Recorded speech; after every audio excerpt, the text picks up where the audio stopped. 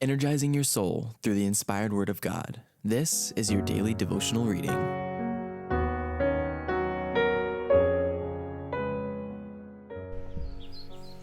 Our Daily Bread, June 28th. The Sabbath, the great test of loyalty. Moreover also I gave them my Sabbaths to be a sign between me and them, that they might know that I am the Lord, that sanctify them. Saying, hurt not the earth, neither the sea nor the trees, till we've sealed the servants of our God, that they might know that I am the Lord, that sanctify them. The Sabbath, the great test of loyalty. And the third angel followed them, saying with a loud voice, If any man worship the beast and his image, and receive his mark in his forehead or in his hand, the same shall drink of the wine of the wrath of God, which is poured out without mixture into the cup of his indignation. Revelation chapter 14, verses 9 and 10. With the issue thus clearly brought before him, whoever shall trample upon God's law to obey a human enactment and receives the mark of the beast, he accepts the sign of allegiance to the power which he chooses to obey instead of God.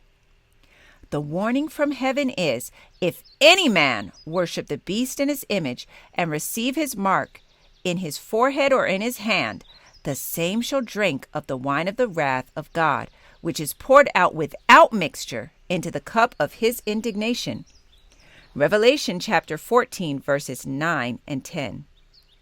But not one is made to suffer the wrath of God until the truth has been brought home to his mind and conscience and has been rejected. There are many who have never had an opportunity to hear the special truths for this time. The obligation of the fourth commandment has never been set before them in its true light. He who reads every heart and tries every motive will leave none who desire a knowledge of the truth to be deceived as to the issue of the controversy. The decree is not to be urged upon the people blindly.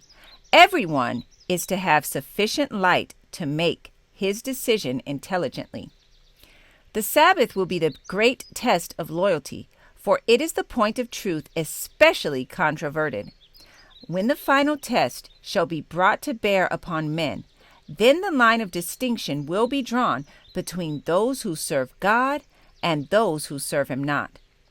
While the observance of the false Sabbath in compliance with the law of the state, contrary to the fourth commandment, will be an avowal of allegiance to a power that is in opposition to God, the keeping of the true Sabbath in obedience to God's law is an evidence of loyalty to the Creator. While one class, by accepting the sign of submission to earthly powers, receive the mark of the beast, the other, choosing the token of allegiance to divine authority, receive the seal of God. Heretofore, those who presented the truths of the third angel's message have often been regarded as mere alarmists.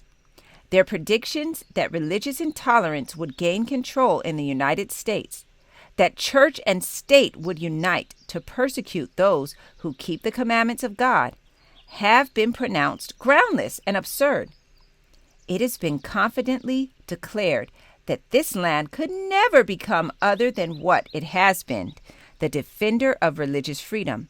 But as the question of enforcing Sunday observance is widely agitated, the event so long doubted and disbelieved is seen to be approaching, and the third message will produce an effect which it could not have had before.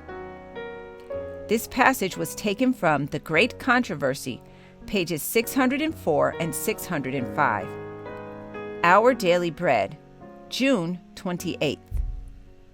I encourage you to be ye doers of the word and not hearers only. Thank you for listening, and be sure to join us tomorrow for your daily devotional reading.